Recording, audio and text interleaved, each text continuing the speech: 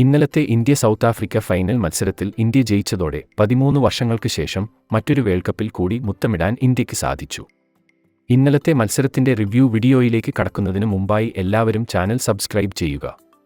Toss കിട്ടിയ India batting തിരഞ്ഞെടുത്തു.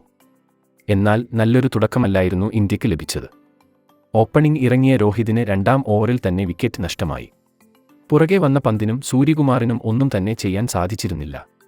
എന്നാൽ പിന്നീട് വന്ന അക്സർ കോഹ്ലിയോടൊപ്പം നിന്ന് ഒരു ഗംഭീര പാർട്ണർഷിപ്പ് ഉണ്ടാക്കി ഇന്ത്യയെ മുന്നോട്ട് നയിച്ചു. റണ്ണൌട്ടിലൂടെ അക്സറിന് വിക്കറ്റ് നഷ്ടമായെങ്കിലും ഇതുവരെ അത്ര തിളങ്ങാൻ സാധിക്കാതെ പോയ ദുബൈ കോഹ്ലിക്കൊപ്പം നിന്ന് നല്ലൊരു കോൺട്രിബ്യൂഷൻ നൽകി ഒടുവിൽ 176 എന്ന ടാർഗറ്റിലേക്ക് എത്താൻ സാധിച്ചു. ഇതുവരെ തിളങ്ങാൻ സാധിക്കാതെയിരുന്ന വിരാട് കോഹ്ലിയാണ് ഇന്ത്യക്ക് രക്ഷകനായി എത്തിയത്. സൗത്ത് ആഫ്രിക്കയ്ക്ക് വേണ്ടി നോർക്കയും മഹാരാജും നല്ല ബൗളിംഗ് പ്രകടനം കാഴ്ചവെച്ചു. സെക്കൻഡ് ഇന്നിംഗ്സിൽ ബാറ്റിംഗിനിറങ്ങിയ സൗത്ത് ആഫ്രിക്കയുടെ ഹെൻഡ്രിക്സിന്റെയും മാർക്കത്തിന്റെയും വിക്കറ്റ് ബുംറ, അർഷദീപ് തുടങ്ങിയവർ പവർ പ്ലേയിൽ തന്നെ നേടിയെടുത്തു. എന്നാൽ പുറകെ വന്ന സ്റ്റബ്സിന്റെ ഡികോക്കിനോടൊപ്പമുള്ള പാർട്ണർഷിപ്പ് സ്കോർ ഉയർത്തി. ക്ലാസീനും മില്ലറും ഒരേപോലെ മികച്ച പ്രകടനം കാഴ്ചവെച്ചതോടെ സൗത്ത് ആഫ്രിക്ക അനായാസം വിജയം നേടിയെടുക്കുമെന്ന് തോന്നിപ്പിച്ചു.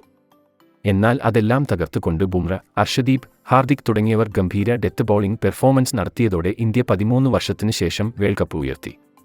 ഇന്ത്യയുടെ നെടുംതൂണുകളായ വിരാട് കോഹ്ലിയും രോഹിത് ശർമ്മയും ഇതോടുകൂടി T20 ഇന്റർനാഷണലിൽ നിന്ന് വിരമിക്കൽ പ്രഖ്യാപിക്കുകയും ചെയ്തു.